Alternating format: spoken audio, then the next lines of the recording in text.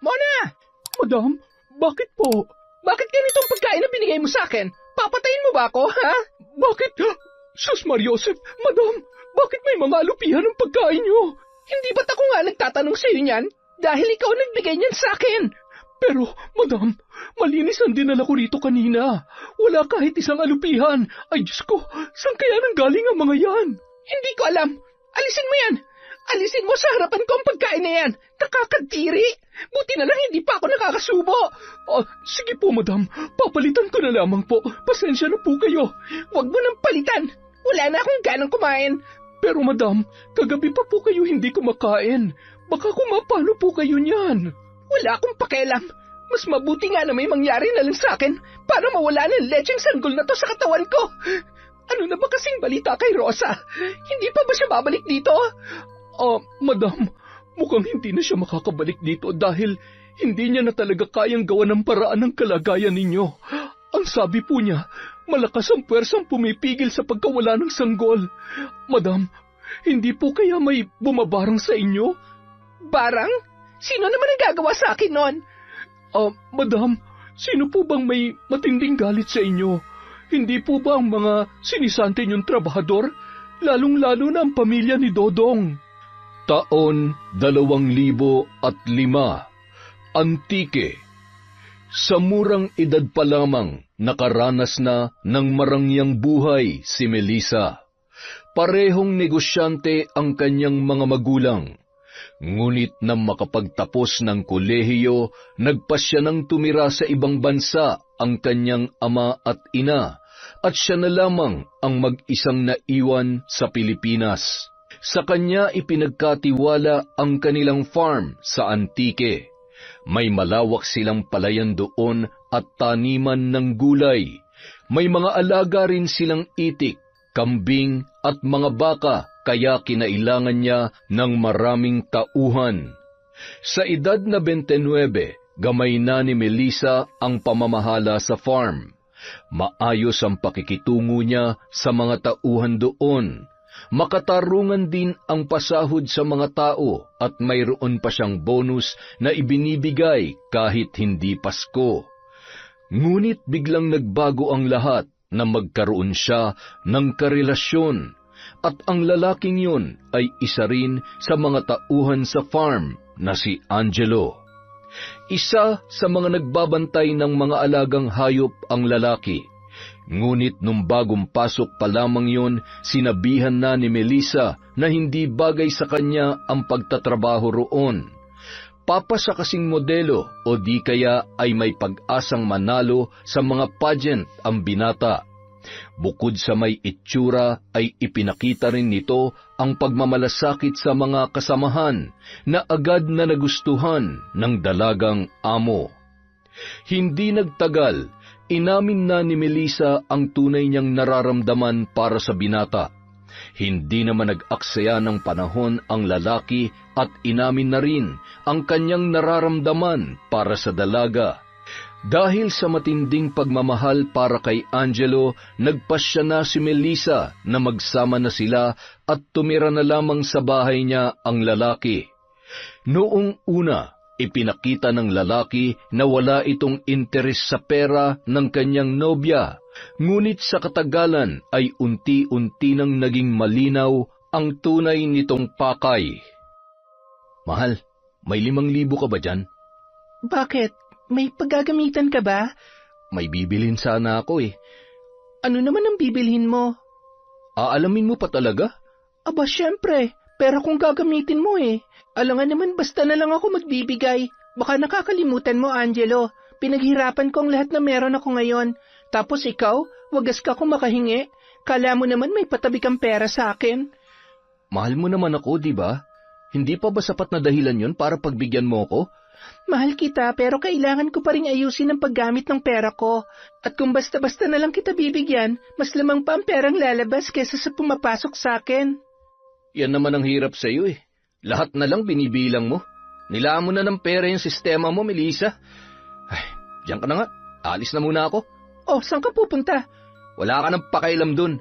Mahal naman. Lagi ka na lang bang ganyan kapag hindi ka na pagbibigyan? tatalikuran mo na lang ba ako dahil Kung ayaw mo magkasamaan tayo ng loob, magbigay ka na lang. 5,000 lang naman yung hinihingi ko eh. Hindi ka mamumulubi kung mababawasan ng ganong halaga yung pera mo. Oo na, bibigyan na kita. Pero huli na to ha. Dapat nagtatrabaho ka para may sarili kang pera. Pangako, magtatrabaho na. Naglilibang lang ako ngayon. Ay. Napabuntong hininga na lamang si Melissa.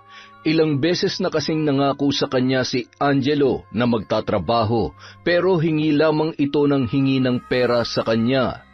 Naging batugan ang binata at iniasa na lamang kay Melissa ang lahat. Ngunit ang mas ikinagulat ng babae ay noong pati ang buong pamilya ng nobyo ay lumalapit na rin sa kanya para humingi ng pera. Ang katwiran ng mga ito, magiging mag-asawa rin naman sila ni Angelo, kaya iisang pamilya na lamang sila.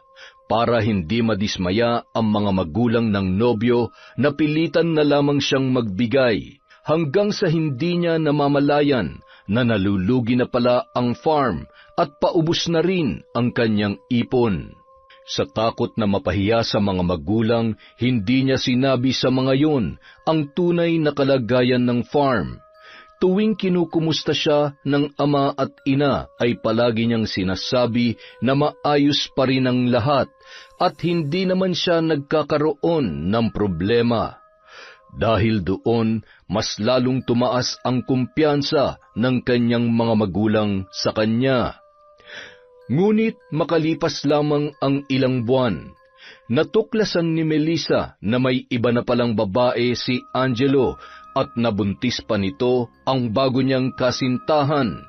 Pagpasok pa lamang ng lalaki sa silid ay inihanda na ng babae ang baril na itinatago sa kabinet bilang proteksyon sa kanyang sarili. Hayop ka, Angelo! Manloloko ka! Magkaibigan lang kami ni Sheila, maniwala ka. Makinig ka naman muna sa akin, mahal. Mahal? Ang kapal na mukha mong tawagin ako mahal pagkatapos ng ginawa mo? Kitang-kita ng dalawang mata ko at dinig na dinig ko ang pag-uusap niyong dalawa, kaya hindi mo na mabibilog ang ulo ko. Sobra ka, Angelo. Ang tagal mo na pala ako niloloko pero nagpauto pa rin ako sa'yo. Ibinigay ko sa'yo ang lahat ng gusto mo, tapos ito pang igaganti mo sa akin. Nakukulangan ka pa ba, ha? Oo, nakukulangan pa ako sa'yo. Puro ka trabaho. Halos wala ka ng oras sa akin. Pasalamat ka nga, tumagal pang relasyon natin bago kita iiwan eh. Tsaka huwag mo nga masumbat-sumbat sa akin lahat ng binigay mo. Yun na lang ang silbi mo sa akin. Kung wala yun, matagal na sana kitang iniwan. Hayop ka! Napakakapal na mukha mo! Kahit ano pang sabihin mo sa akin, hindi na tayo babalik pa sa dati. At hindi ko rin pagsisisihan ang ginawa ko dahil mahal ko na si Sheila. Mas masaya ako sa kanya. At ikaw, paubos na rin naman ang pera mo eh. Kaya wala ka ng silbi sa akin. Lumayas ka rito. Wala kang dadalhin ni isa sa mga gamit mo dahil lahat ng yon, pera kong pinambili mo. Pati ang mga damit na suot mo ngayon, hubarin mo mga yan. Ano? Nahihibang ka na ba? Hubarin mo mga yan o ipuputok ko sa itong baril ko. Teka, ano ka ba, Melissa? Baka makalabit ng demonyo yan. Hindi demonyong kakalabit nito kundi ako kapag hindi mo sinunod ang ipinapagawa ko sa'yo. Sandali lang, eto na, hubarin ko na. Bihira naman, oo. Baka naman pwedeng itira ko na tong pantalon. Nakakahiya naman kung lalabas ako ng hubot-hubad dito. Wala akong pakialam. Sa tingin mo ba iisipin ko pang kalagayan mo pagkatapos ng ginawa mo? Mas masama ka pa pala sa akin eh. Pantalon na nga lang, pagkakait mo pang punyeta ka. Kaya wala nagmamahal sa'yo eh. Pera mo lang ang silbi mo. Pucha, walang sino magtatangkang patulan ka. Ang dami mo pang sinasabi. Hubarin mo ng mga yan. Oo, yan. Lunukoy mo yan kung gusto mo. Buisit. Layas! Huwag ka nang magpapakita sa akin kahit kailan. Hindi na talaga ako magpapakita sa'yo. Bahala ka mag-isa rito. Matinding galit at lungkot ang naramdaman ni Melissa nang iwan siya ni Angelo. Ilang araw siyang nagmukmuk sa kanyang silid at hindi nagpakita sa mga trabahador dahil sa takot na husgahan siya ng mga yon. Alam kasi ng lahat ng kanyang mga tauhan sa farm ang tungkol sa relasyon nila ng lalaki. Isa pa, malaking kahihiyan din ang ginawang pangiiwan ng kanyang nobyo at ang ginawa nitong panloloko sa kanya. Kilala siyang matalino at hindi basta-bastang naloloko ng kahit na sino, ngunit nagpauto siya sa isang lalaking katulad lamang ng dati niyang tauhan. Simula nung araw na yon, walang ibang naging karamay si Melissa kundi ang kasambahay niyang si Mona. Malaki ang tiwala niya sa dalaga. Ulila na ito sa mga magulang, kaya mula nung manilbihan sa kanya ay hindi na ito umalis pa sa kanyang bahay. Dahil sa pag-aalaga ng kanyang kasambahay ay muling nanumbalik ang lakas ng babae. Muli siyang lumabas ng bahay para harapin ang naiwang trabaho. Ginawa niya ang lahat para mabawi ang mga nawala sa kanya, hanggang sa tuluyan niyang naibangong muli sa pagkakalugmok ang kanilang farm. Laking pasasalamat na lamang niya dahil hindi siya iniwan ng kanyang mga trabahador, kahit madalas na nauudlot ang pasahod niya sa mga yon. Ngunit dahil sa naranasan kay Angelo, naging mahirap na para sa kanya ang magtiwala sa ibang tao. Para masubok ang mga trabahador, sinadya niyang hindi pasahurin ang mga yon ng ilang buwan at tinipid na rin sa pagkain. Mona, may tanong ako. Ano po yun? Sa tingin mo ba, may magkakagusto pa ulit sa akin? Aba, syempre naman, madam. Sa ganda niyong yan, tsaka ang tali-talino niyo pa. Ay, kung alam niyo lang po kung gaano ko kayo iniidolo. Talaga? Ikaw ha? Baka mamaya binubola mo lang ako. Naku, hindi po, madam. Totoo po ang sinasabi ko sa inyo. Sa katunayan, madalas ko po kayong iginuguhit, lalo na tuwing gustong-gusto ko ang mga sinusuot ninyong damit. Wow! Ngayon ko lang nalaman na gumuguhit ka pala. Pwede ko bang makita ang mga ginawa mo? Oo naman po, madam. Ipapakita ko po sa inyo mamaya pagkatapos ko kayong masahihin. Sige, excited na ako makita ang mga gawa mo. Bibihira lang kasi ako magkaroon ng kakilalang magaling kumuhit. Hayaan mo, kapag nagustuhan ko yung ipapakita mo sa akin mamaya, bibilhin ko yun sa'yo para may dagdag ipon ka. Naku, talaga po, madam? Oo, tsaka tulungan mo na rin ako mamaya sa pag-ayos ng mga damit ko. Yung mga hindi ko na sinusuot, ibibigay ko na lamang sa'yo. Salamat po, madam. Naku, hindi po ako makapaniwala na bibigyan niyo talaga ako ng mga damit ninyo. Alam ko po kasi na lahat ng mga yun ay mamahalin, tsaka magaganda ang tela.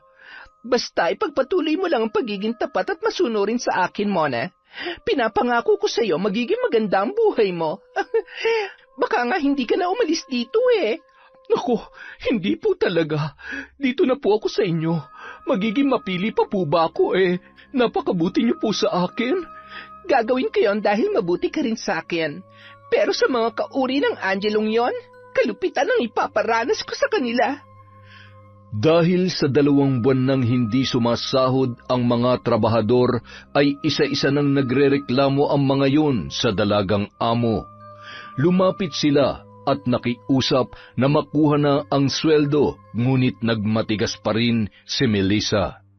Ang isa sa mga lumapit sa kanya ay ang tauhang si Ador, na 47 anyos na.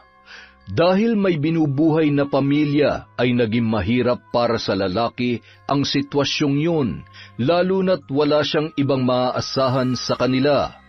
Sobra na itong ginagawa sa atin ni Madam Melissa. Hindi naman tamang ipitin niya yung sweldo natin. Pinaghirapan natin yun. Tapos na nating trabahuhin ng 2 buwan ang katumpas ng halagang hinihingi natin sa kanya. Yan nga ang hindi ko maintindihan, Chong eh. Nagpapakapagod tayo rito buong maghapon. Nagtitiis pa tayo sa gutom tapos ganito lang ang mararanasan natin. Parang nauwi lang sa wala ang lahat ng hirap natin dito. Dapat yan, inirereklamo na eh. Ay, kung hindi lang ako naaawa kay Madam matagal ko na talaga siyang inireklamo. Bakit naman kayo naaawa sa babaeng yun? Chong, napakakomportable ng buhay niya. Nakakapagpahinga siya at kumakain sa tamang oras. Samantalang tayo, babad na nga sa sikat ng araw, tinitipid pa sa pagkain. Pero alam nyo, napansin ko lang nagbago lang naman si Madam Melissa mula nung iwan siya ni Angelo eh. Bakit naman nadamay sa usapan ng lalaking yun? Hindi pa ba malinaw sa inyong ginagawa niya ngayon? Yung lalaking nanloko at nang iwan sa kanya, isang trabahador din dito sa farm. Anong ibig mo sabihin? Nasa atin niya ay binubunto ng galit niya kay Angelo? Ganun na nga. Sinasadya niyang pahirapan tayo. Siguro sinusubukan niya rin kung gaano tayo katapat sa kanya. Pero lang yan naman, Chong. May ibang paraan pa naman para gawin niya yun. Hindi niya tayo kailangang gutumin at pahirapan ng ganito. Tsaka, ano naman ang mapapala natin kung lolokohin natin siya? Nagtatrabaho naman tayo. Hindi tayo nanghihingi lang ng pera sa kanya. Ay, hayaan mo't kakausapin ko ulit si Madam bukas. Kahit ilang beses niyo pa siyang kausapin, hindi pa rin magbibigay yun, Chong. Baka kailangan pwersahin na siya para hindi na makatanggi pa. Ano? Teka, ano bang iniisip mong gawin, ha? Pasalamat siya dahil sa ngayon wala pa ako naiisip na gawin sa kanya. Pero kapag hindi niya pa tayo pinasahod sa susunod na buwan, pasensyahan na lang, Chong. Ay nako, sakit lang ng ulo ang iniisip mo. Kung ano man yung binabalak mo, huwag mo nang ituloy. Sa kabila ng mga paalala ni Ador sa pamangkin na si Dodong, binaliwala lamang ng binata ang mga sinabi ng matanda. Dama ni Dodong ang matinding hirap, lalo na't may sakit pa ang kanyang ina. Ubos na rin ang kanilang bigas. Wala na silang mahugot na pera dahil siya lamang ang bumubuhay sa mga magulang niyang matatanda na at sa dalawa niyang kapatid na pareho pang may kapansanan, kaya hindi makapagtrabaho tulad ng kanyang ginagawa. Dahil sa matinding kagipitan, nagawa ni Dodong na magpuslit ng mga gulay at ilan sa mga itik sa farm para ibenta. Ang iba naman ay kinakatay na lamang niya para may makain ang kanyang pamilya. Naging maingat sa ginagawa ang binata dahil sakaling may makahuli sa kanya ay muli na naman silang makakaranas ng matinding gutom. Sa ganoong paraan din sila nakakaraos sa farm. Nagkakasundo sila na bumawas ng itik para katayin tuwing wala si Melissa para madagdagan ang kanilang pagkain. Ngunit isang araw, nahuli ng kasambahay ng kanilang amo ang ginagawa nila tuwing wala ito. Anong ginagawa niyo? Bakit kayo nagkakatay ng itik? Inutos ba yan sa inyo ni Madam? Ano bang pakialam mo? Pakialaman mo yung trabaho mo, doon ka sa loob ng bahay. Nagbilin sa akin si Madam na ako na munang bahala rito kapag wala siya. At wala siya nabanggit sa akin na inutos niya yan sa inyo. Pagnanakaw ang ginagawa niyo. Mona, maawa ka naman sa amin. Gutom na kami. Ilang buwan na kaming walang maayos na kain dito. At alam mo rin na hindi pa rin na ibibigay ang sweldo namin. Konting konsiderasyon naman sana. Hindi ko tatraydo rin si Madam para sa inyo. Kung kayo kinakaya ng konsensya niyo na sirain ang tiwala niya, pues ibahin niyo ako. Mona, ako na nakikiusap sa iyo. Kahit sa ngalan na lamang ng pinagsamahan natin dito, maawa ka naman sa amin. Gutom na kami. Hindi naman mapapansin ni Madam kung mababawasan ng 1 o 2 itik lang ang mga alaga niya. Ang sabihin niyo, mga mapagsamantala kayo. Sisiguruhin kong makakarating kay Madam ang ginawa ninyo. Bagsak ang balikat ni Dodong at Ador, pati na rin ang iba pang mga trabahador doon nang tumalikod na si Mona at taas noo pang bumalik sa bahay ng amo. Dahil alam nilang mapapahamak din naman sila, ay itinuloy na lamang nila ang pagkakatay ng itik para maibsan ang kanilang gutom bago pa man sila makatanggap ng parusa. Nang makabalik si Melissa mula sa lakad nito, ay kaagad na nagsumbong ang tapat na kasambahay. Madam, alam ko pong pagod pa kayo sa lakad ninyo, pero may kailangan po kayong malaman. Ano yon? Madam, yung mga trabahador niyo po. Bakit? Anong ginawa nila? Madam, nagnanakaw sila ng itik sa farm. Ano? Opo, Madam. Kitang-kita ko po mismo nung kinakatay nila ang mga ninakaw nilang itik para kainin. Nagugutom na raw po sila. Pero tama po bang magnakaw sila sa inyo? Sinasabi ko na nga ba, wala rin pinagkaiba ang mga taong yan sa kauri nilang si Angelo, mga patay gutom. Sa kabila ng mga naitulong ko sa kanila noon, ganun pang igaganti nila sa akin. Kailangan silang maparusahan, Madam. Baka kapag tumagal pa mas malala pa ang gawin nila sa inyo. Kapag hinayaan niyo ang ginawa nila, iisipin nilang ayos lang yon at ulit-ulitin pa nila ang pagnanakaw sa inyo.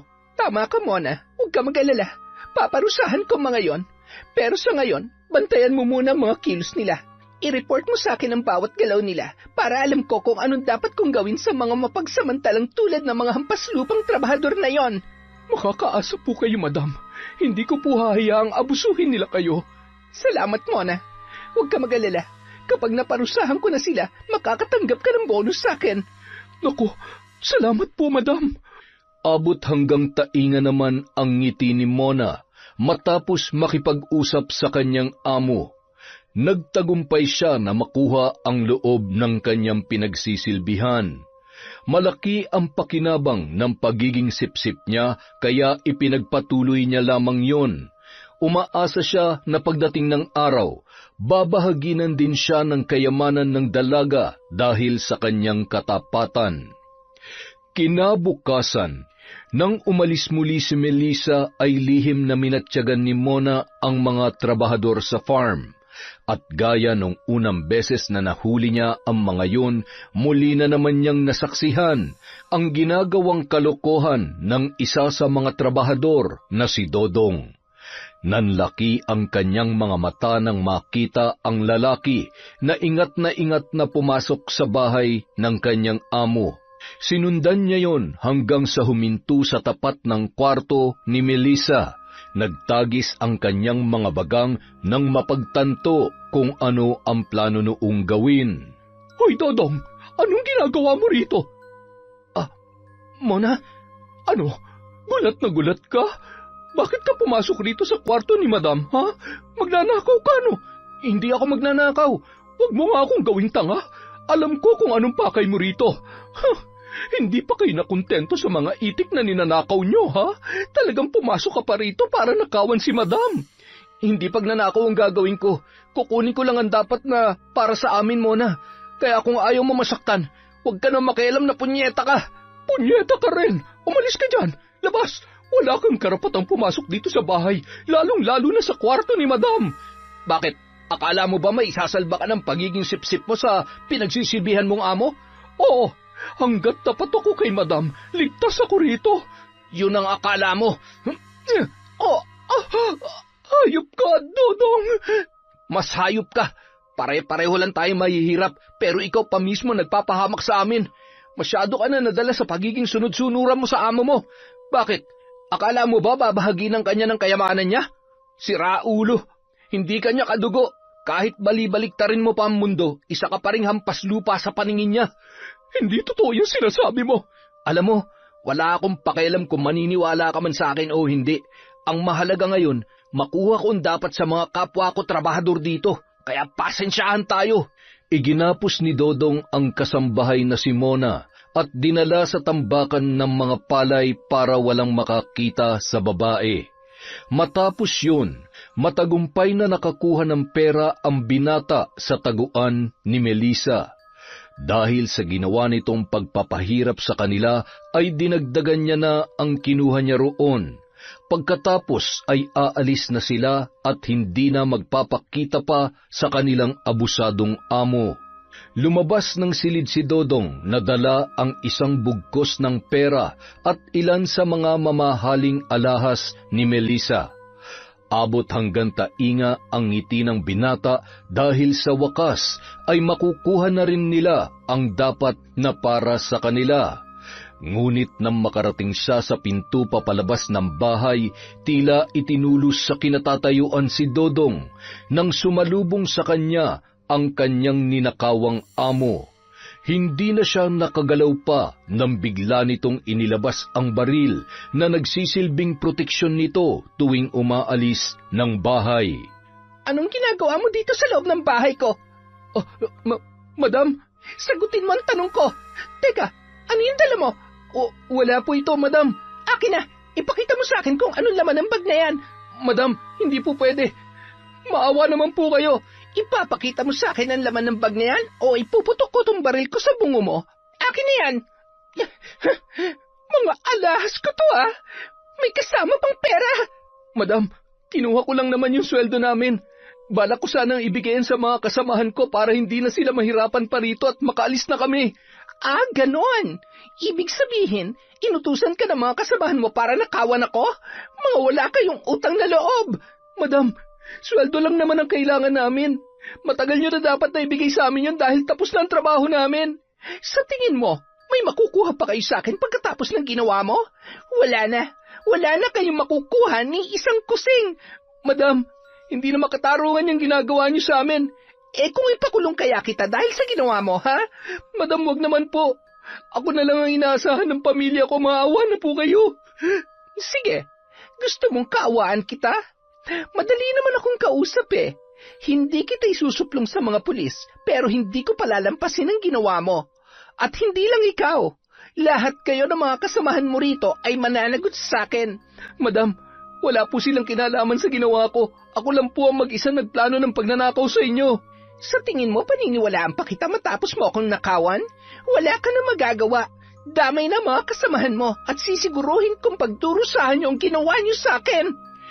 Ipinatawag ni Melissa ang lahat ng mga trabahador sa farm para kausapin tungkol sa ginawang pagnanakaw ng kanilang kasamahang si Dodong. Gaya ng kanyang inaasahan, itatanggi ng mga ito na may kinalaman sila sa ginawa ng lalaki. Ngunit nang banggitin niya ang tungkol sa mga itik na ninakaw ay wala nang nakapagsalita sa kanila. Sa tindi ng galit ng dalaga sa ginawa ng mga tauhan doon ay mas lalo niyang pinahirapan ang mga yon. Pinahuli niya ang mga dagang peste sa taniman ng gulay at saka ipinakain ng buhay sa kanyang mga tauhan sa farm. Sunod-sunod ang pagduwal ng mga trabahador matapos lunukin ang sariwang laman ng kanilang mga nahuling daga. Wala silang magawa dahil may hawak na baril ang kanilang amo. Maging si Dodong ay hindi nakaligtas sa parusang yun. Ngunit sa takot na makulong ay sinunod na lamang ang ipinagagawa ni Melissa. Sa isip-isip ng binata, may araw din ng dalaga at makakaganti rin sila sa pagpapahirap ng babae sa kanila. Pagkatapos ng ginawang parusa sa mga tauhan, pinaamin ni Melissa ang mga yon kung saan dinala si Mona. Para hindi na lumala pa ang lahat, ay itinuro na lamang ni Dodong ang pinagtaguan sa sipsip na kasambahay. Mas lalo namang tumindi ang galit ng dalaga para sa mga trabahador dahil sa ginawa nila sa kaisa-isang tao na nananatiling tapat sa kanya. Sinabi sa kanya ni Mona ang buong pangyayari, kung paanong nakapasok sa bahay niya si Dodong at kung paano nito nagawang tangayin ang mga pera at alahas. Sa kabilang banda, nagngingit-ngit naman ang kalooban ni Ador dahil isang malaking insulto ang ginawang parusa sa kanila ng among si Melissa. Bukod kasi sa matinding pagod sa pagtatrabaho nung araw na pinarusahan sila, ay may sakit pa ang matanda. Sobra na talagang ginagawa niya sa atin, Chong. Isang malaking kabastusan at insulto sa inyong ginawa niya. Mas matagal na kayong naninilbihan dito pero bakit pati kayo ay idinamay niya sa galit niya sa akin?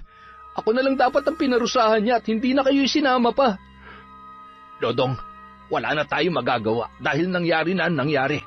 Isa pa, may nagawa rin naman talaga akong kasalanan sa kanya dahil isa ko sa mga nagnakaw ng itik. Ay, aaminin ko, higit pa ron na nagawa ko kaya tinanggap ko na lamang ang parusa niya sa akin. Anong sabi niyo, Chong? Nagnanakaw ako ng gulay at mga itlog ng itik tuwing gabi para may makain ng pamilya ko. Ang iba'y ipinabebenta ko sa kanila para may panggasto sila kahit papaano. Chong, walang mali sa ginawa niyo. Kung tutuusin nga ay kulang pa ang mga yon para sa paninilbihan natin dito. Hindi pa rin nabibigay ng babaeng yun ang sweldo natin. At dahil sa nangyari, mukhang malabo nang may makuha pa tayo sa kanya. Hindi naman pwede yun, Chong. Abusado na siya masyado. Ano naman ang magagawa natin? Kahit magreklamo pa tayo sa dami ng pera ni Madam, kayang-kaya niyang lusutan ang mga reklamo natin. Baka nga balikan niya pa tayo Yan ang hindi mangyayari, Chong. Bakit? May pinaplano ka na naman ba? Sa ngayon wala pa. Pero hindi ako papayag na hindi natin mababawi ang para sa atin. Lingid sa kaalaman ni Ador, may iniisip na naman si Dodong para makaganti sa sakim nilang amo. Pinalalayas na silang lahat sa farm dahil balak na nitong kumuha ng mga bagong trabahador doon.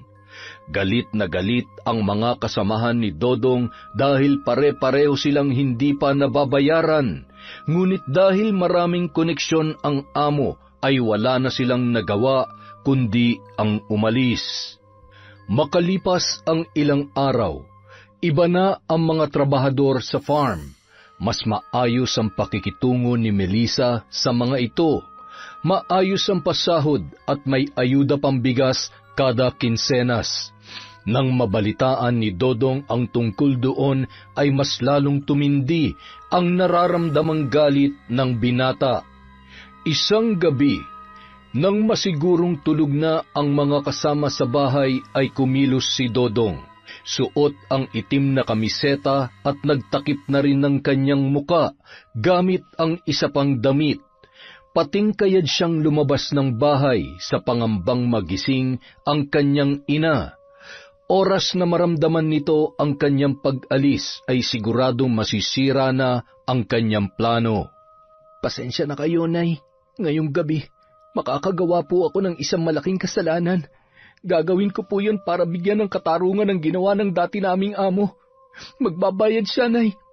Sana'y mapatawad niyo pa ako pagkatapos ng gagawin ko ngayon. Ngunit lingid sa kaalaman ng binata, gising na gising pa noon ang inang si Esang. Subalit imbis na pigilan si Dodong, ay hinayaan na lamang nito ang anak. Kahit hindi niya sabihin, batid niya ang plano nitong gawin. Lalo na't nakarating din sa kanya ang balita tungkol sa maayos na pasahod sa mga bagong trabahador ng babae. Bagay na ipinagkait ni Melissa sa kanyang anak at sa mga kasamahan nito. Gawin mo kung anong nararapat mong gawin, anak. Sapat na ang hirap na dinanas mo sa dati ninyong amo. Ngunit hindi na yon narinig pa ni Dodong dahil nakalabas na siya sa bahay. Pasado 11:00 na ng gabi at naghahanda ng matulog si Melissa nang makarinig siya ng kaluskos mula sa labas ng kanyang silid. Dala ng kuryusidad ay kaagad niyang binuksan ang pinto para tingnan kung ano yun. Laking gulat ng dalaga nang tumambad sa kanya ang isang lalaking may takip na tela ang muka. Bago pa man siya makasigaw at makakilos ay sinikmuraan na siya nito. Kaagad siyang nanghina at halos maghabol na ng hininga dahil sa lakas ng pagkakasuntok ng naturang lalaki. Halos hindi niya na namalayan kung paano nito nagawang busalan ang kanyang bibig.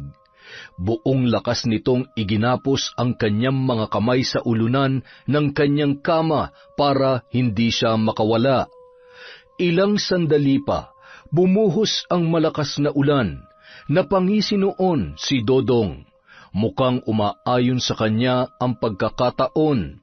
Inalis niya ang busal sa bibig ni Melissa at hinayaan na lamang itong magsisigaw dahil wala namang makakarinig sa dalaga sa lakas ng ulan na sinabayan pa ng may kalakasang hangin. Pakawalan mo ako rito, hayop ka! Tumahimik ka, dahil hindi ka makakawala dyan hanggat hindi ko nagagawa ang gusto ko. Sino ka ba? At bakit mo ito ginagawa sa akin? Hindi kita kilala at wala akong atraso sa'yo. Hindi mo ba talaga naaalala ang atraso mo? Ha, madam? Oh, Dodong? Marunong ka naman palang makaalala.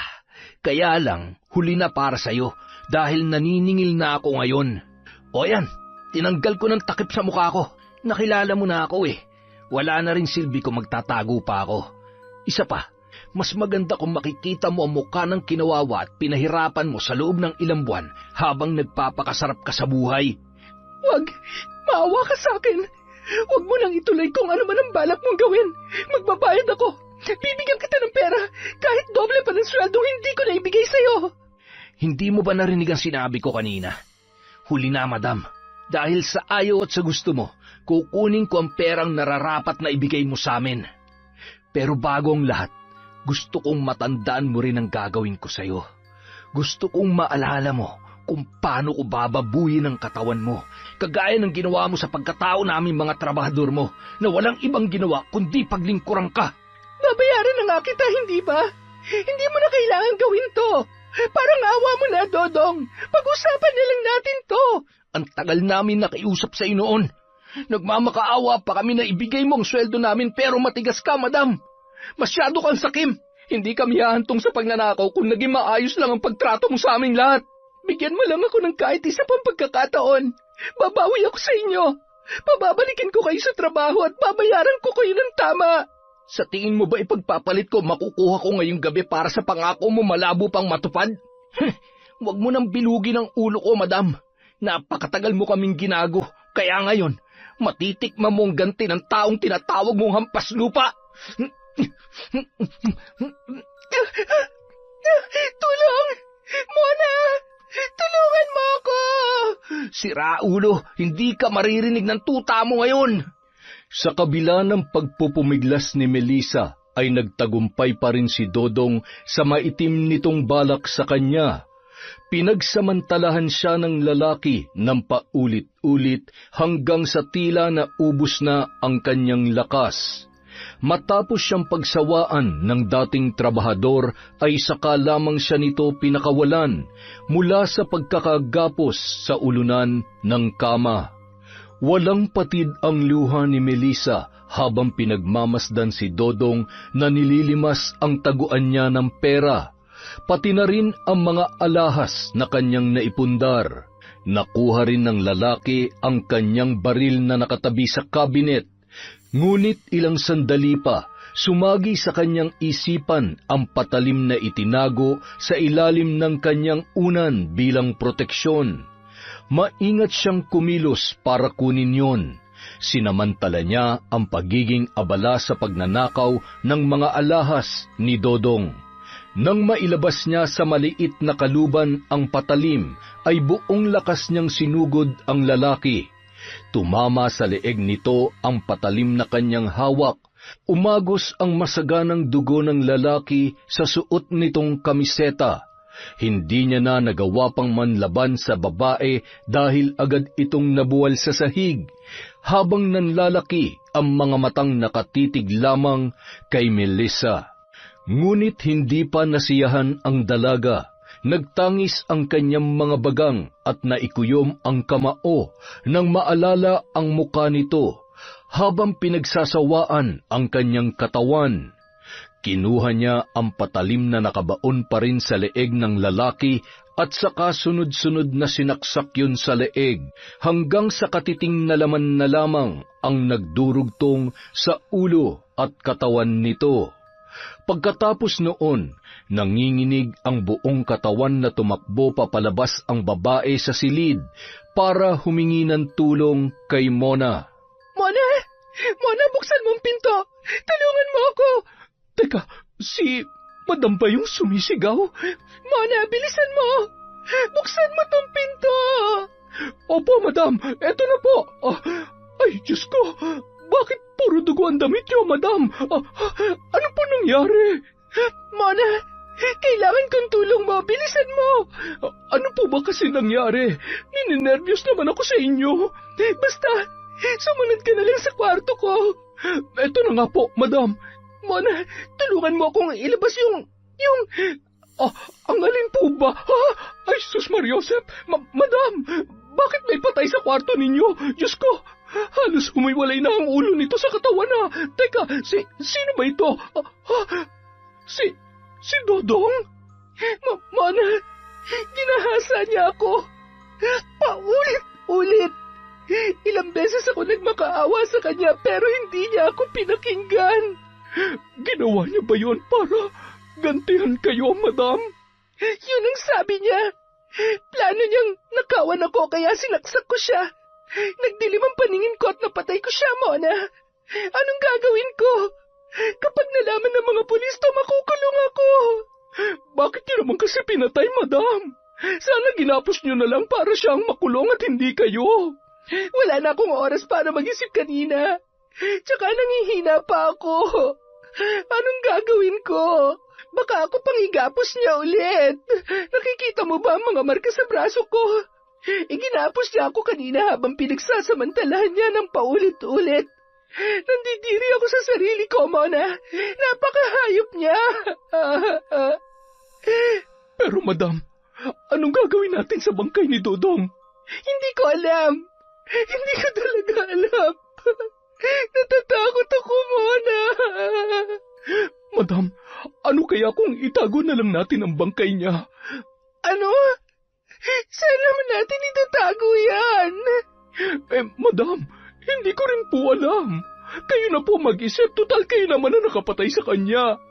Tulungan mo na lang ako maisakay siya sa kotse habang malakas pa ang ulan. Maghanap tayo ng mapagtatapunan sa bangkay niya. Sigurado namang wala makakapansin sa atin dahil 10 oras na ng gabi. Sige po, pagtulungan na nating buhatin ang katawan niya. Pwede bang ikaw sa may bandang ulo? Madam naman paano kung biglang humiwalay yan sa katawan niya? Halos maputol na oh. Tripling sasahurin mo ngayong buwan kapag ginawa mo yon. Sige na, Mona. Ay naku, madam naman. Gusto mo ba matulad sa kanya? Eto na nga, madam naman hindi na mabiro. Payag na nga po ako sa tripling sahod Dodong, pasensya ka na ha. Kailangan kong gawin to. Habang pinagtutulungan nilang ilabas ng kwarto ang bangkay ni Dodong, bigla na lamang humiwalay ang ulo nito sa katawan. Dahilan para mapasigaw si Mona at bumitaw mula sa pagkakahawak. Bagamat kinikilabutan, pinulot yun ng kasambahay at nauna nang dinala sa kotse ni Melissa. Matapos isakay ang bangkay ay kaagad na silang naghanap ng mapagtatapunan. Sa takot na mapaghinalaan, pinili ni Melissa na ilayo sa farm ang lugar kung saan itatapon ang bangkay. Sakto namang may ginagawang kanal sa tabing kalsada, kaya doon na lamang nila hinulog ang katawan ni Dodong. Dahil madilim at malakas pa rin ang buhos ng ulan, nakasisiguro sila na walang nakakita sa kanilang pagtatapon doon. Malakas ang kabog ng dibdib ni Mona nang makabalik sila sa bahay ng amo. Ngunit hindi pa man nakakabawi sa takot dahil sa nangyari, inutusan na siya agad ni Melissa na linisin ang mga mantsa ng dugo sa kwarto nito at siguraduhin na walang maiiwanang bakas. Hindi na siya nakatulog dahil kinailangan niyang labhan ang mga damit ng kanyang amo na natalsikan ng dugo. Gayon din ang damit na sinuot niya nang tumulong siya sa pagbubuhat. Kinabukasan, napuno ng pag-aalala si Esang nang hindi pa rin umuuwi ang anak na si Dodong. Mag-aalas 10 na ng umaga nang magpasya siyang puntahan ang kapatid na si Ador. Nagbabaka sakali na baka may alam ito sa ginawa ng kanyang anak. Ador, nanggaling ba dito si Dodong kagabi? Ha? Bakit naman siya pupunta rito kagabi? Ang lakas ng ulan Oo nga. Malakas nga ang ulan pero umalis siya sa bahay. Hindi pa rin siya umuwi hanggang ngayon. Ikaw naman. Baka naman napainom lamang ate. Wala siya nabanggit na makikipag-inuman siya. Ang sabi niya lang, may gagawin siya para... Diyos ko! Oh, bakit Ate Esang? Galit na galit siya nung umalis kagabi, Ador. At base sa mga sinabi niya, mukhang sa bahay ng dati niyong amo ang punta niya. Ano? Bumalik siya sa bahay ng Melisang yon? Malakas ang kutob ko na doon nga siya pumunta. Ay, Diyos ko! Baka kung ano na nangyari sa anak ko. Ador, samahan mo ako. Pumunta tayo ron ngayon. Alamin natin kung nanggaling nga roon si Dodong. Ay, sige. Halika na't baka kung ano na nangyari sa batang yon. Ay, kung bakit pa naman kasi padalos-dalos magdesisyon yun Kung sana man lang ay sinabihan niya ako, baka nabalaan ko pa siya. May baril pa naman ng dati naming amo. Tiyak na hindi siya sasantuhin nun kung may binabalak siyang masama. Ador, bilisan natin. Iba talagang pakiramdam ko Kanina pa ako hindi mapakali. Baka napahamak na si Dodong. Hindi na nag-aksaya pa ng panahon ang magkapatid. Kaagad nilang pinuntahan ang bahay ni Melissa. Ngunit pagdating nila roon ay hindi nagpakita sa kanila ang dating amo at tanging ang kasambahay lamang nitong si Mona ang humarap sa kanila. Sigurado kung nandyan ang amo mo. Kung hindi nyo tinatago ang anak ko, bakit hindi mo siya ipakausap sa amin? Hindi ho ba kayo nakakaintindi? Wala nga ho rito ang anak ninyo. Di ba nga sinisante na sila? Alam nyo yon, mga Dor. Kaya imbis na magpumilit kayo makausap si Madam, pagsabihan nyo na lamang yung kasama nyo. Nakakaabala na kayo rito eh. Kaunting oras lang naman ang kailangan namin para makausap ang amo mo, Mona. Pero mukhang may tinatago nga siya. Ang kulit nyo naman. Umalis na nga kayo. Miss, sige na. Kahit sandali lamang. Ano ba kasing itatanong nyo sa kanya? Nasagot ko na nga ang tanong nyo, hindi ba? Hindi nang galing dito si Dodong. Wala kahit anino ng anak nyo nagpakita rito. Isa pa, hindi ho kami hanapan ng nawawalang anak kaya makakaalis na kayo.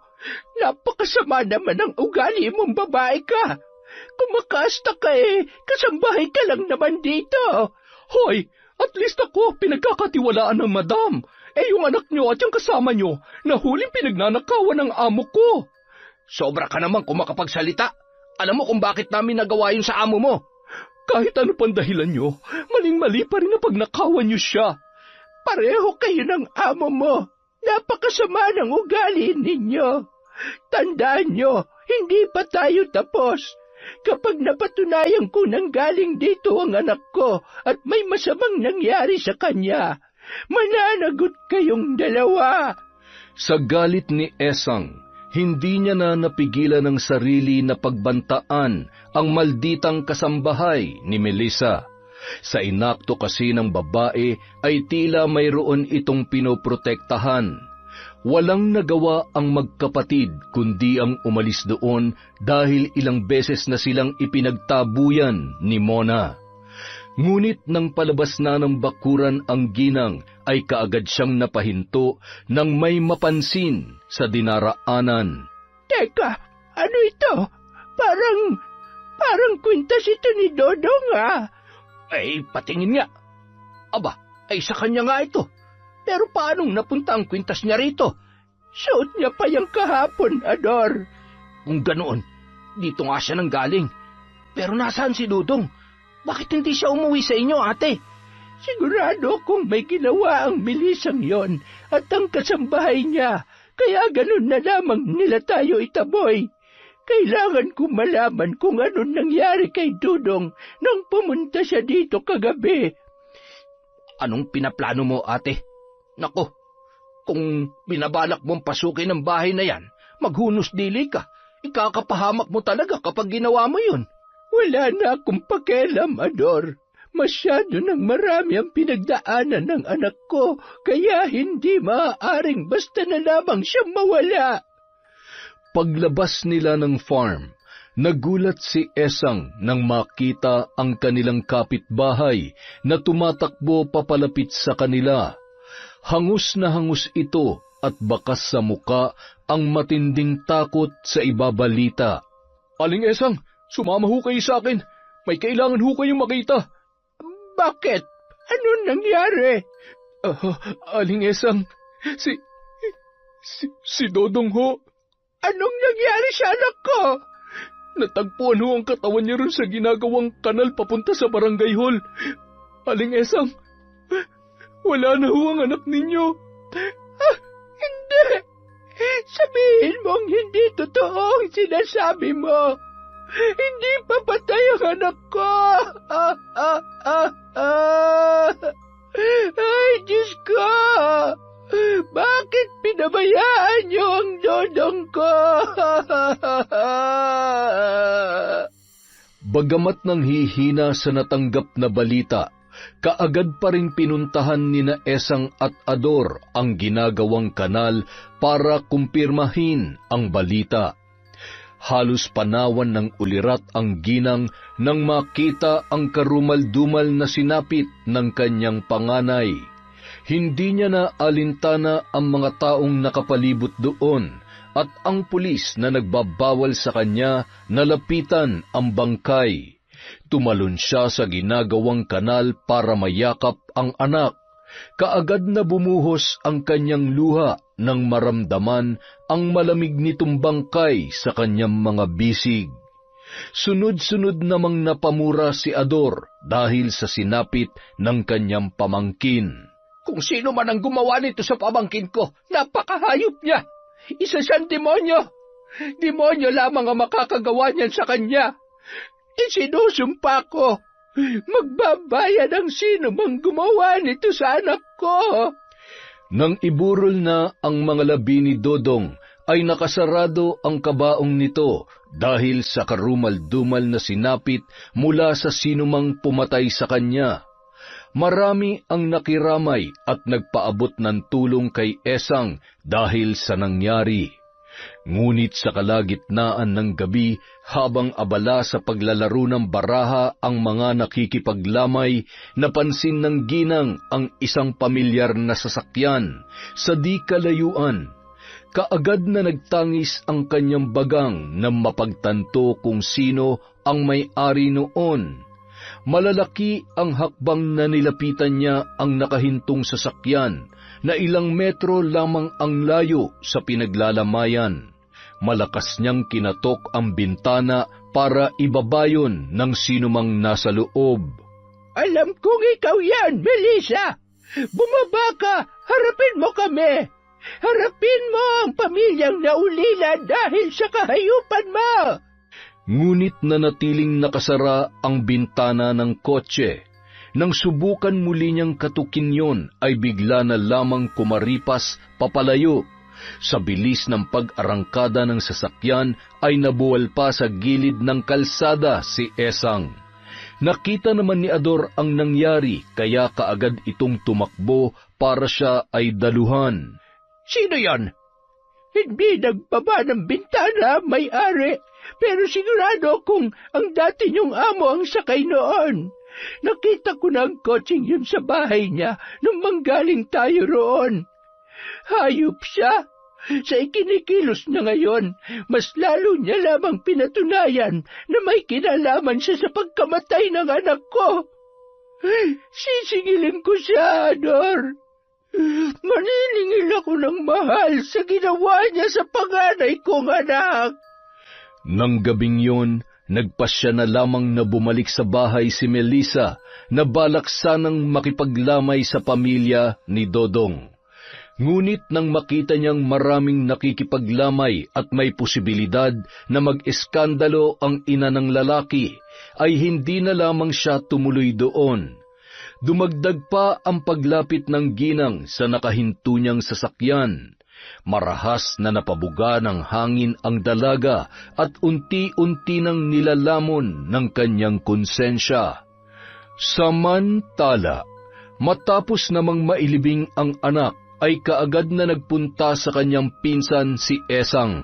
Kahit malayo ang bahay nito, ay hindi niya na yon binigyan ng halaga. Tiniis niya ang pagod sa mahabang lakaran patungo sa bahay ni Lando na isang mambabarang. Ngunit batid din ng ginang na matagal nang huminto sa gawaing yon ang matandang lalaki, kaya iba ang pakay niya sa pagpunta roon. Anong sabi mo? Gusto mong matutunan ang pambabarang? Oo, gusto kong may paghiganti ang anak ko. Bakit hindi mo na lang ipapulis ang pumatay sa kanya? Walang hustisya para sa ating mahihirap kapag mayaman ang nakabangga natin. Alam mo naman yon dahil nangyari na yon kay Chong noon. Oh, alam ko. Huwag mo nang ipaalala dahil nadudurog lamang ang puso ko sa nangyari. Tulungan mo ako. Gagawin kong lahat para matutunan ang paggamit ng itim na libro. Sabihin mo lang kung ano ang kailangan kong gawin. Hindi biro ang gusto mo mangyari, Esang. Hindi ganong kadaling matutunan na nakasaad sa libro. Kung gusto mo, ako na lamang ang gagawa noon sa taong yon. Hindi.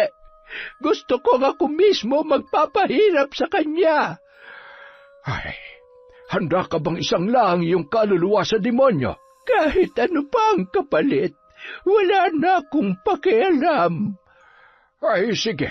Total ay mukha namang desidido ka na.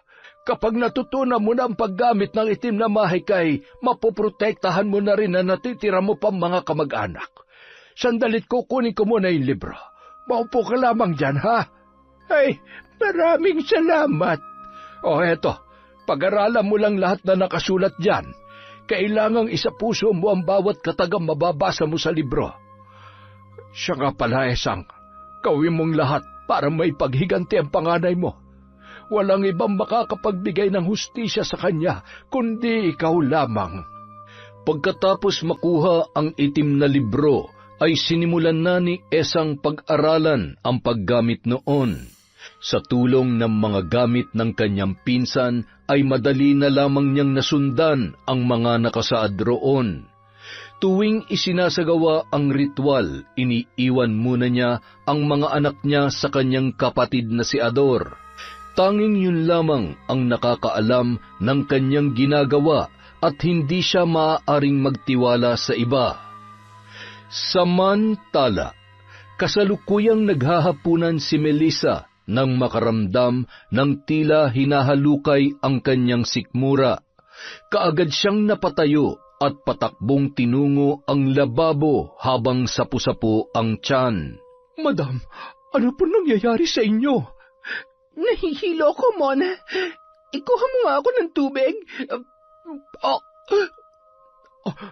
Heto na po yung tubig, madam. Hindi po kaya nakasama sa inyo yung kinain yung laing kanina? San ba kasi galing yung laing na yon? May nagbigay po kanina. Sabi ay luto raw ng asawa ng trabahador nyo kaya tinanggap ko. Mukhang masarap naman, tsaka di ba po, paborito nyo ang laing na may halong daing? Madam, baka kailangan na po kayong dalhin sa ospital. Tatawag na po ba ako ng pwede magmaneho? Hindi, wag na. Hindi na sumasakit ang tiyan ko, pero nasusuka pa rin ako. Alalayan mo na lamang ako pabalik sa kwarto. Madam. Bakit? Huwag po sana kayong magagalit sa sasabihin ko. Yung nangyayari po kasi sa inyo ngayon, sintomas po yan ng isang buntis. Hindi po kaya nagbunga ang ginawa sa inyo ni Dudong? Punyeta ka! Huwag mo nga mabanggit-banggit sa akin ang pangalan ng hampaslupang yon. Ang baho-baho niya at nakakadiri siya. Tuwing naririnig kong pangalan niya, bumabalik sa akin ang pakiramdam kung paano niya hinahawakan ang bawat parte ng katawan ko. Nandidiri ako sa sarili ko. Hayop siya. Tama lang na hindi na siya nabuhay pa. Madam, halina po kayo.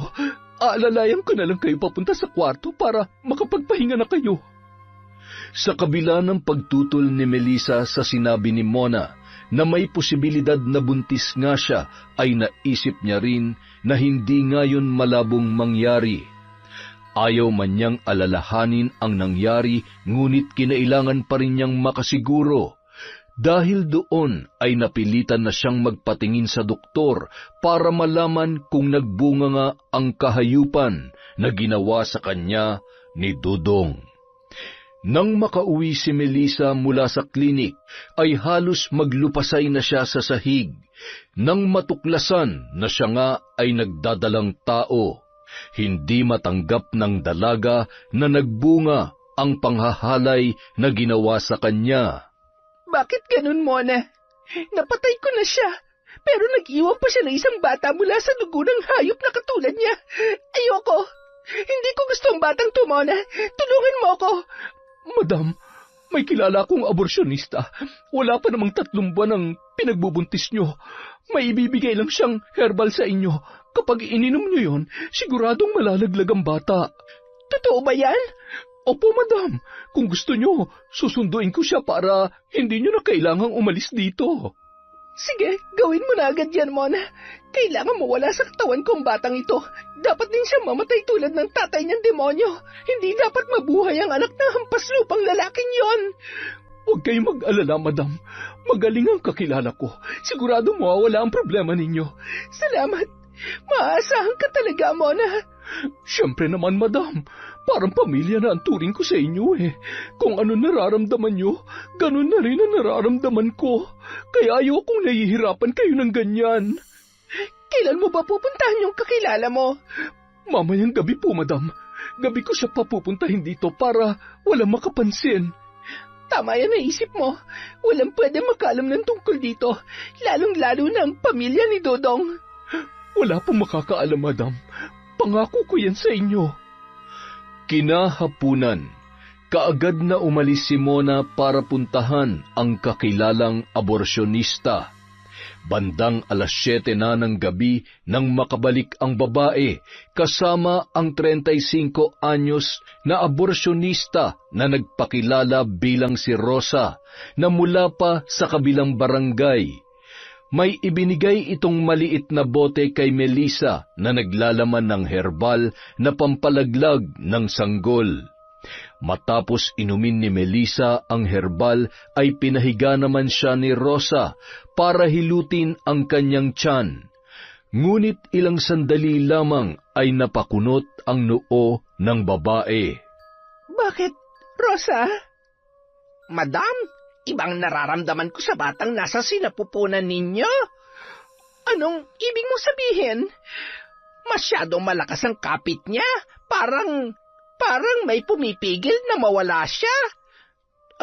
Ano bang pinagsasasabi mo? Sinong pumipigil tsaka paano mangyayari yon? Malakas ang puwersang yun, madam. Hindi na kaya ng herbal ang pagpapalaglag sa bata. Magbabayad ako ng malaking halaga, Rosa.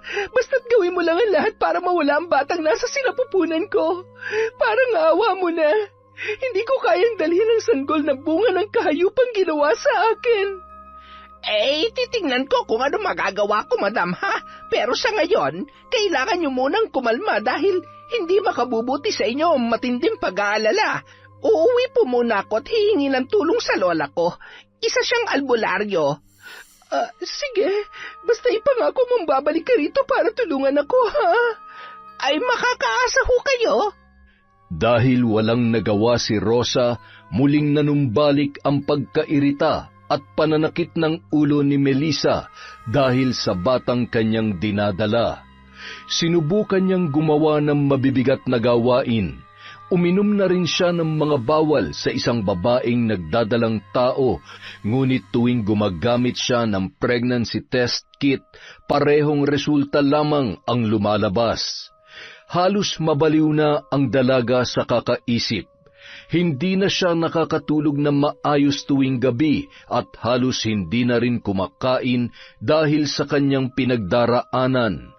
Hanggang sa umabot na siya sa puntong nangangayayat na ang dalaga.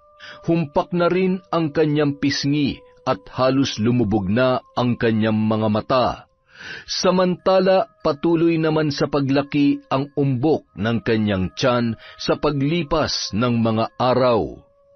Ang ipinagtataka lamang ni Melissa at Mona ay kung bakit ganun na lamang kabilis lumaki ang kanyang tiyan, samantalang magtatatlong buwan pa lamang siyang buntis. Hindi na siya pumupunta sa doktor dahil hindi naman niya kailangang maging malusog ang sanggol na kanyang dinadala.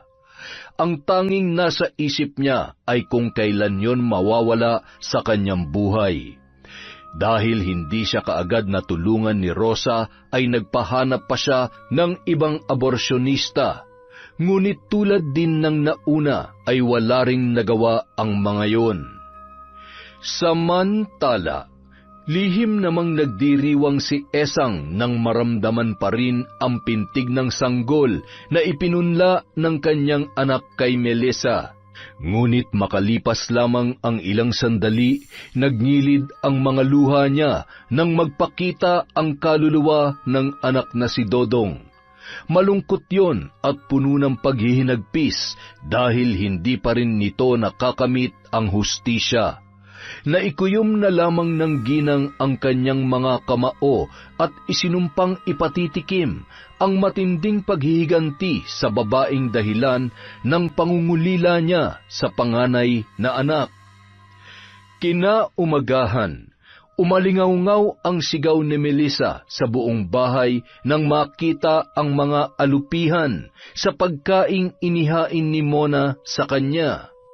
Mona! Madam, bakit po? Bakit ganitong pagkain na binigay mo sa akin? Papatayin mo ba ako, ha? Bakit?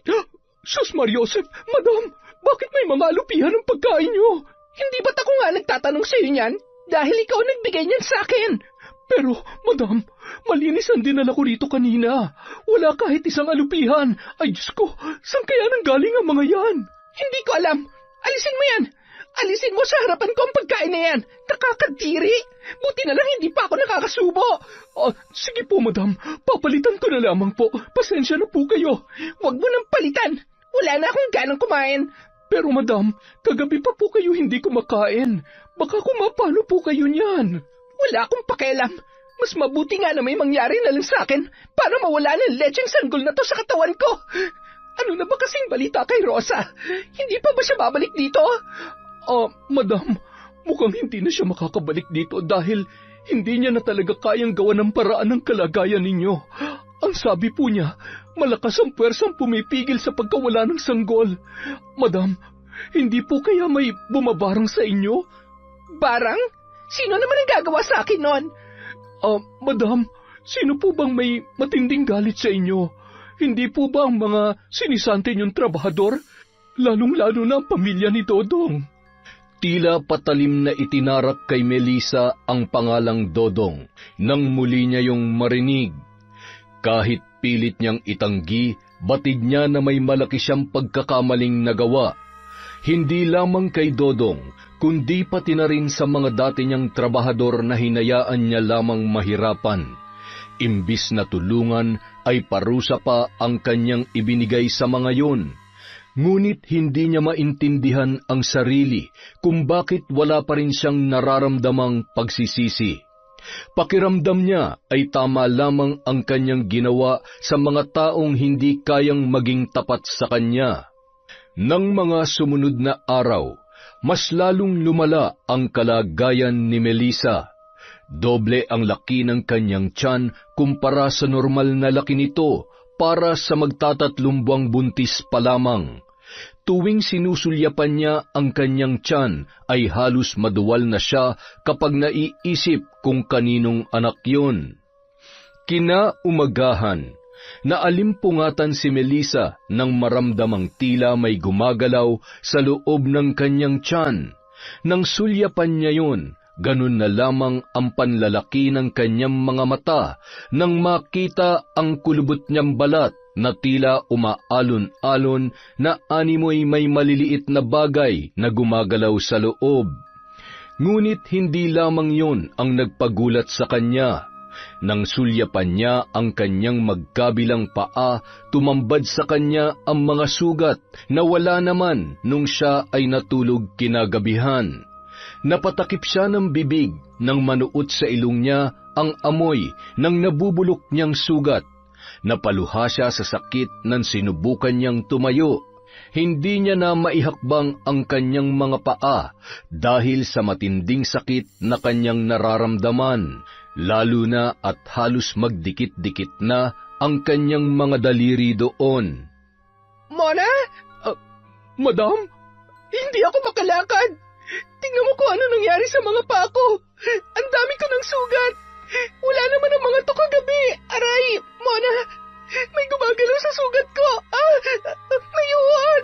Madam, ang mabuti pa po ay magpatingin na kayo sa albularyo. Di ba nga po, sinabi ko na sa inyo na baka binabarang kayo? Ayaw nyo naman kasi maniwala eh. Sa tingin mo ba, yung nanay ni Dodong ang nagpapabarang sa akin? Opo, ganun na nga po. Kung ganon, alamin mo kung siya nga may kagagawan nito. Ano pong ibig niyong sabihin? Puntahan mo ang bahay ng babaeng yon.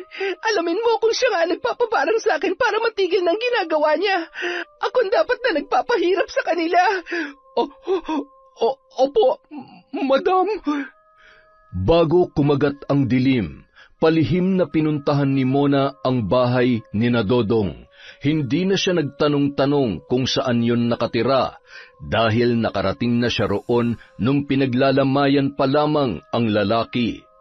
Ngunit nang ilang hakbang na lamang ang layo niya sa bahay na pakay niya, ay bigla na lamang siyang napahinto nang makita ang bulto ng isang lalaking nakatayo sa di kalayuan. Nakatalikod yon at hindi niya nakikita ang muka. Hindi na sana niya yun papansinin, ngunit naningkit ang kanyang mga mata nang may mapansin sa damit ng lalaki. Natutop ni Mona ang kanyang bibig nang makilala ang pamilyar na damit ng lalaking kanyang nakikita. Hindi siya maaaring magkamali. Dodong? Dodong? Ikaw ba yan? Nanlaki ang mga mata ni Mona nang bigla na lamang humarap sa kanya ang naturang lalaki. Duguan ang mukha nito, ngunit kitang-kita niya ang nanlilisik na mga mata na nakatitig sa kanya. Ngunit sa pagkakataong yon, hindi na siya sigurado kung si Dodong nga ba ang kanyang nakikita. Sa takot ng babae ay dali-dali siyang tumakbo patungo sa bahay ni na Dodong. Sisigaw sana siya para humingi ng tulong nang marinig niya ang boses ng ina nito na si Esang na tila nag-oorasyon. Natigilan siya at hindi kaagad nakaalis sa kanyang kinatatayuan nang mapagtanto kung para saan ang ginagawa ng ginang. Nasa kalagitnaan ng ritual si Esang nang biglang umihip ang malakas na hangin at tila dumaan ang isang tinig na nagpapahiwatig na may ibang tao roon. Napahinto sa ginagawa ang ginang at agad na nakiramdam. Ilang sandali pa, dali-dali siyang sumilip sa siwang ng nakasaradong bintana. Mula roon, nakita niya ang kasambahay ni Melissa na tumatakbo papalayo at wari takot na takot. Napangisi si Esang. Binuksan niya ang bintana at hindi nilubayan ng tingin ng babae habang may ibinubulong sa hangin. Tikman niyo ang ganti ng mga itinuturing niyong hampas lupa. Damhin niyo ang sakit na katumbas ng kawalan niyo ng awa. Pagdurusahan niyo ang lahat ng pasakit na inyong ipinaranas sa anak ko. Bago pa man makapasok sa loob ng bakuran si Mona, ay nakaramdam na siya ng panghihina. Napaluhod sa damuhan ang babae habang sapo ang sumasakit na tuhod.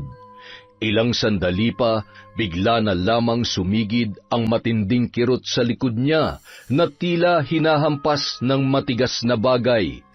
Bagamat nahihirapan, sinikap niyang makarating sa bahay para makahingi ng tulong sa kanyang amo. Ngunit dahil sa kalagayan nito, walang dumamay sa kanya roon. Sa bawat paghakbang ni Mona, nararamdaman din niya ang tila hagupit sa kanyang likuran. Kinabukasan, sa tulong ng mga trabahador ni Melissa, ay nagpatawag na sila ng isang mahusay na albularyo. Gulat na gulat ang mga yon nang makita ang tunay na kalagayan ng amo at ng kasambahay nito. Bahagyang nakaramdam ng takot ang dalaga nang dumating ang isang lalaking albularyo na sa tansya niya ay nasa mahigit 60 anyos na. Nagpakilala ito bilang si Ka Ernesto. Mukha namang mabait ang matanda, ngunit nakakatakot ang buhok na lampas baywang ang haba at halos tumakip na sa buo niyang muka. Unang kita pa lamang ni Ka Ernesto sa tiyan ni Melissa ay naramdaman niya na ang itim na pwersang bumabalot sa pagkatao ng sanggol. Nang gabing yon, nakaranas ng matinding pananakit ng tiyan ng dalaga na tila manganganak na. Kinilabutan siya dahil hindi yun normal. Wala pang 3 buwan ang batang nasa kanyang sinapupunan, kaya imposibleng manganak siya ng ganoon kaaga. Mabilis na inihanda ng albularyo ang mga kagamitan para mailabas ang sanggol. Hindi na raw maaaring pigilan ang paglabas nito. Para hindi mailang si Melissa ay pumwesto ang matanda sa kanyang gilid habang hinihilot ang kanyang tiyan at binibigkas ang mga salitang tanging siya lamang ang nakakaunawa para sa isinasagawang ritual. Makalipas ang ilang sandali, nailuwal na ni Melissa ang sanggol. Kinilabutan ang dalaga nang tumambad sa kanya ang isang bata na nakakakilabot ang itsura. Nangingitim na ito at inuuod na ang katawan. Naglalabasan sa taingan nito ang mga alupihan tulad ng nakita niya sa pagkain noong mga nakaraang araw. Gayon din ang maliliit at itim na uod na nakita niya sa mga sugat sa kanyang mga paa. May ipinainom na herbal sa kanya si Ka Ernesto. Nagsagawa pa ito ng isa pang orasyon para kontrahin ang sumpang pinadapo ng taong may galit sa kanya. Ayon sa albularyo, matinding galit at pangungulila ang dahilan kung bakit yun ginawa ng bumarang kay Melissa. Nang mga sandaling yun, wala na siyang ibang naiisip kundi si Esang. Nang umalis ang albularyo, dinala nito ang isinilang niyang sanggol para dasalan at mailibing ng maayos. Laking pasasalamat naman ni Melissa sa matanda para sa ginawa nito sa kanya. Inalok niya ng malaking halaga si Ka Ernesto, ngunit tumanggi itong tanggapin yon. Doon niya napagtanto na hindi lahat ng tao ay pera lamang ang habol sa kanya. Ginamot din ng matanda ang kasambahay niyang si Mona na nadamay sa kasalanang kanyang ginawa. Ngunit matapos gumaling ay nagpaalam na sa kanya ang babae at sinabing uuwi na lamang ito sa Iloilo, kung saan nakatira ang iba pang mga kaanak ng babae. Pasensya na po kayo, madam, pero gusto ko na po talagang umalis dito. Aminin ko man po o hindi, may kasalanan din po ako sa mga trabahador dahil kung hindi ako nagsumbong sa inyo hindi naman po sila mapapahamak. Baka nga po, hindi rin kayo naisipan ni Dodong na pagnakawan at pagsamantalahan. Buhay pa po sana siya ngayon. Hindi na natin maibabalik ang nakaraan, Mona. Pero sige, tatanggapin ko ang desisyon mo. Kaya lang, pwede bang hanapan mo muna ako ng pwedeng pumalit sa'yo? Kailangan ko kasi ng kasama rito sa bahay. Kahit dalawa na ang kunin mo para hindi gaanong mahirapan. Pasensya ka na kung hindi ko ito naisip noon. Napakalaki ng pagkukulang ko sa'yo bilang amo. Idinamay pa kita sa krimeng ginawa ko. Ano na po bang plano niyo ngayon, madam? Susuko ako sa mga pulis para pagbayaran na nagawa ko, Mona. Madam, seryoso po ba kayo dyan? Matagal ko na itong pinag-isipan, pero, oo, gagawin ko yun para sa ikatatahimik ng isipan ko at para mabigyan na rin ng hustisya ang pagkamatay ni Dodong. Maling-mali ang ginawa niya sa akin, pero mali rin na ilagay ko sa mga kamay ko ang batas. Siya sana ang mapaparusahan kung hindi ako nagpadala sa galit ko sa kanya. Nakakalungkot naman po ang nangyayari sa inyo, madam. Hindi na nga kayo makalakad, makukulong pa kayo sa pagpatay niyo kay Dodong. Pero, madam, paano po yun? Huhulihin din ba ako ng mga pulis? Tinulungan ko kayo sa pagtatapon ng bangkay niya at nanahimik lang kahit alam ko ang katotohanan. Hindi kita isusuplong. Aakuin ko ang lahat, Mona. Sasabihin kong wala kang alam sa nangyari at mahimbing ang tulog mo nang mangyari ang pagpatay ko kay Dodong. Hindi ka naman talaga magigising kung hindi ako kumatok sa kwarto mo ng gabing yon. Madam! Huwag mo na akong iyakan. Buhay pa ako, oo. Pilay lang ang mga pa ko, pero buhay na buhay pa ako, Mona. Siya nga pala, bago ka umuwi sa inyo, may hihingin sana akong pabor sa'yo. Ano po yun, madam? Puntahan mo si Namang Ador. Ibigay mo ang sahod nila na hindi ko naibigay. May ibibigay rin ako para kay Aling Esang at sa mga anak niya. Makakatulong ang halagang yon para makapagsimula sila. Madam, mas makabubuti po siguro kung kayo na mismong kakausap kay Aling Esang para personal na rin kayo makahingi ng tawad sa kanya. Malay niyo po, patawarin niya kayo. Sabihin niyo lang sa kanya ang totoo dahil kailangan niya ring malaman ang ginawa sa inyo ng kanyang anak. Pwede mo ba akong samahan? Opo naman. Hindi na nga kayo nakakalakad Hayaan ko pa ba kayong pumunta na mag-isa roon? Salamat, Mona. Sinamahan ni Mona si Melissa sa pagpunta sa bahay ni Aling Esang. na noon ay nagngingit-ngit ang kalooban dahil sa nabigong paghihiganti sa kanya. Huminto ang kotseng sinasakyan nila sa tapat ng bahay ni Dodong. Ngunit pagkababa nila ng sasakyan ay agad silang sinugod ni Aling Esang na may dalang gulok na katatanggal lamang sa kaluban. Anong ginagawa niyo rito? Wala kayong karapatang tumapak dito, mga hayop kayo! Umalis na kayo! Aling Esang, hindi ho ako nandito para saktan kayo o pagsalitaan kayo ng kung ano-ano. Kung nakikita niyo ho, hindi na ako nakakalakad. At alam ko na wala akong dapat nasisihin sa nangyari, kundi ang sarili ko lamang. Buti alam mo! Aling Esang, nandito ho ako para humingi ng tawad sa inyo. Aaminin ko ho, napatay ko ang anak niyong si Dodong, dala na matinding galit dahil sa ginawa niya sa akin. Nagtrabaho lang ang anak ko, pero hindi niyo siya binayaran. Pati ang ibang trabahador sa inyo, tapos ikaw pa may karapatang magalit sa kanya. Sabihin na nating pinagtangka ang kanyang nakawan, pero may nawala ba sa'yo? Nabawasan bang kayamanan mo? Masyado ka lang talagang sakim, Melissa. Kinahasa po ako ng anak niyo. Paulit-ulit niya akong pinagsamantalahan at binalak niya pang nakawin lahat ng pera at mga alahas na naipundar ko. Hindi yon magagawa ng anak ko kung hindi niyo siya pinahirapan. Kung naging maayos lang sana ang trato niyo sa kanya, hindi makakaisip na gumawa ng masama ang anak ko. Higit ko siyang kilala kesa sa inyo, kaya alam kong mabuti siyang tao. Aling Esang, pinahirapan niyo rin ho ako. Kahit hindi niyo aminin, alam kong kayong bumarang sa akin. Pinagdusahan ko ng pagpapahirap na nagawa ko sa kanila. At yung pagkapatay ko sa kanya, handa ho akong pagbayaran yon sa kulungan. Susuko na ako sa mga pulis. Pero bago ko gawin yon, gusto ko lang munang humingi ng tawad sa inyo. Hindi niyo ako kailangang patawarin ngayon, pero sana ho, pakinggan niyo munang sasabihin ko. Aling Esang, pinagsisisihan ko na lahat na nagawa ko. Pinagsisisihan ko ho na pinatay ko siya at itinapon na lang basta-basta ang bangkay niya. Handa akong pagbayaran ng lahat. Pero matatahimik lang ang isipan ko kung tatanggapin niyo ang tulong na ibibigay ko sa inyo. Hindi po yun limos. Yun ang halagang matagal na sanang nakuha ng anak ninyo.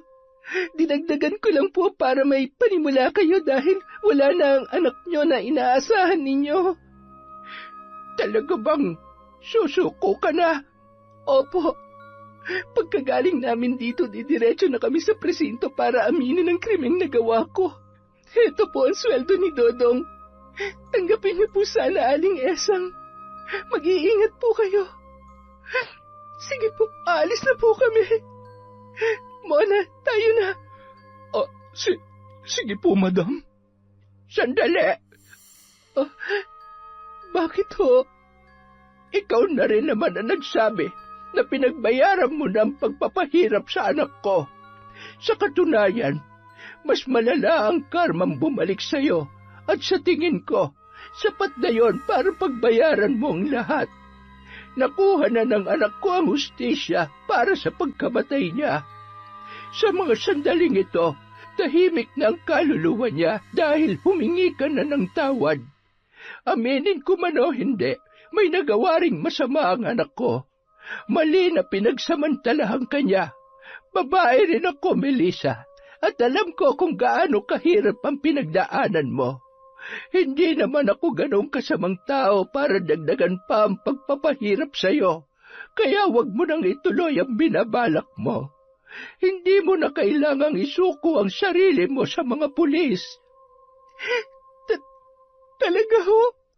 Pero hindi pa kita kayang patawarin sa gayon. Hanggang dun lang ang kaya kong gawin. At saka, may hihilingin sana ako sa'yo. Ano po yun? Ibalik mo sa trabaho ang mga dating trabahador.